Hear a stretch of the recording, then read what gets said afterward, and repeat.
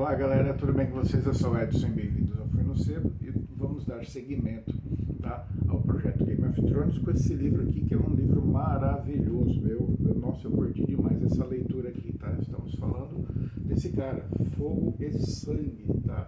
Para quem não tá ligando o nome à figura, tá? É o livro que está inspirando agora a Casa dos Dragões, aí, saindo aí pela companhia de streaming, tá?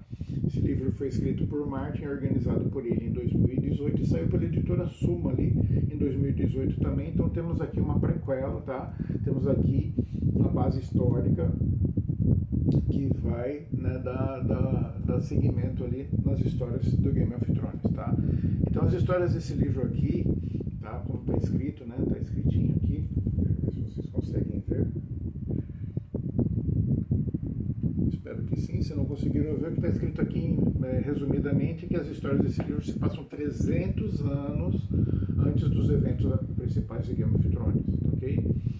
Fogo e Sangue conta a história da casa Targaryen desde a sua saída, né, da sua fuga de Valíria, tá, até sua chegada em Westeros e corre a história até a Guerra Civil Targaryen, também conhecida como a Dança dos Dragões. Então ele vai explicar por que tudo isso aconteceu, tá? Perdão. Por que eles foram obrigados a fugir de Valíria, sair de Valíria, e como que foi a chegada deles ali em Westeros e por aí afora até o final da história, tá? A história também começa, né? A história vai trazer pra gente, na verdade, a história do primeiro, né, rei, o Aegon o Conquistador, que foi ele, o criador, ele e suas duas irmãs. É um paralelo à parte, aí vai estar dentro do enredo, não é spoiler, tá? Mas conta a história dele, né, o Aegon o Conquistador, que criou o Trono de Ferro e segue com todas as gerações de Targaryen que lutam para manter o poder, né, no trono, tá, ok? Como eu já disse, esse livro serve como história de fundo, né, pano de fundo aí para a série de Game of Thrones também, tá? Então tanto livros quanto seriado, para quem conhece a história, é esse livro aqui que traz o pano de fundo para tudo o que acontece. Essa história aqui, tá? Mas o que ele traz? Ele traz pra gente que por muito tempo a casa Targaryen se sentou no Trono de Ferro e dominou 7 reinos. A verdade é essa. Eles eram tidos como majestosos e invencíveis, que os únicos que, além de se sentar no Trono de Ferro, têm como também seu assento os dragões, tá? E em todo o mundo eles eram temidos e amados da mesma forma, mas temidos em algum lugar, mas amados em outras, mas é essa daí a parte da coisa, né? E a gente sabe, né, que o poder traz a cobiça, então como desejo de poder e cobiça sempre falam mais alto, né? E o Trono de Ferro cobra seu preço em sangue. O que aconteceu? A ambição e rivalidade dentro da própria família explode em conflitos nos céus de Westeros, tá? E coloca irmão contra irmão, e tadinho dos bichinhos, dragão contra dragão também, né? Tadinho dos bichinhos não tinha nada a ver com isso daí, né? E acabaram entrando nesse balaio de gato, né? Mais brincadeiras à parte, esse livro aqui tem a oportunidade de responder várias perguntas que pairam sem respostas nesse universo, né? E para quem conhece o universo, a gente sabe que está falando dos reis e por aí afora, tá? Então, uma das perguntas é: Maegor o Cruel realmente cometeu os crimes que ele tinha cometido, que o pessoal fala que ele tinha cometido, tá? Aqueles crimes odiosos, né? Hediondos. A dança dos dragões realmente aconteceu como contam as histórias, ou só lenda, né? E por que Valíria, né, não pôde ser mais visitada? Então a gente tem que os mestres, né, os mestres da cidade, os mestres, como o George coloca pra gente, da cidadela, os grão-mestres, os instrutores de todos os detentores de sabedoria, tá? Coloca essas perguntas aí, tá? Para a gente entender o que aconteceu e o que eles fizeram até hoje, tá? Mas o que acontece é o seguinte, desculpa, tá?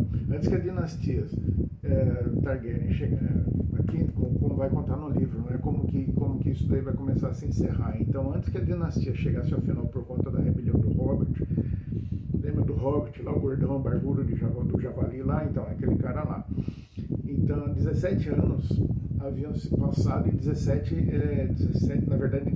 reis haviam subido ao trono, não 17 anos, perdão, tá? E há muito tempo o Westeros já não via dragões no céu. Então, a outra pergunta que fica é a seguinte: como que uma casa tão poderosa, né, que sentava em dragões, que dominou o território durante tanto tempo, chegou ao seu final? Tá? Esse livro vai trazer essa resposta pra gente também, tá? E alguns outros assuntos ali vai ser o seguinte, né? Já é um pano de fundo, né? Um plano paralelo ali do enredo. A Alicent Hightower, que era uma das grandes famílias ali de poderosos dentro de Westeros, sobrevive ao fim da dança dos dragões e à morte de todos os seus filhos. Então já temos um spoilerzinho aí, tá? Mas vai contar por que isso aconteceu e não foi de graça, tá? Foi pancado o bagulho, tá? Temos também que Aegon III é rei, né? É proposto rei com 11 anos e por isso vários regentes e primeiros ministros ali que no universo vão chamar de mão do rei governam em seu nome pelos primeiros 5 anos de seu reinado, tá? Lá no final, tá? O final, na verdade, lá no final da história, o final é marcado que entre o casamento de Aegon, desse Aegon III, tá? E a neta que sobreviveu ali da Alicent Hightower, tá? Mas esse evento vai assim encerrar o conflito, né, entre os ramos de todas as famílias ali. E por final, temos que Aegon III lutou para dar paz e prosperidade ao reino. Conseguiu, mas qual foi o preço disso? O preço foi que a frieza, né, e o calculismo dele afastou ele da corte, dos lords, do povo e da família. E assim a história vai continuando até as últimas páginas. Então eu garanto para vocês que se vocês gostam mesmo de fantasia, se vocês gostam desse tipo de enredo, tá? Game of Thrones é um título aí que é conhecidíssimo, é famoso, teve inúmeros prêmios, tá? Mas se você quiser adentrar, se você estiver lendo Quarta Asa, vai ser mais ou menos pelo mesmo caminho ali, tá? Só que aqui a coisa é punk, o negócio aqui é para profissional, tá? Não estou falando que a Rebecca Yarros lá seja fraquinha, não. Mas é aquela coisa de você portar arma e você ser um atirador de elite. Tem uma diferença grande, né? Você saber atirar e você ser um atirador de elite. É isso que acontece, né? Nessa obra aqui. Então você se torna um atirador de elite ali, você se torna mestre dentro dessa categoria de enredo, tá? É o que eu posso propor para vocês, tá? É um livro ótimo, tá? Usem, leiam sem medo nenhum, que vocês vão ficar inteiradíssimos dentro, tá, do enredo de Game of Thrones. Fora que a história é muito boa, tá? Por enquanto é isso daqui.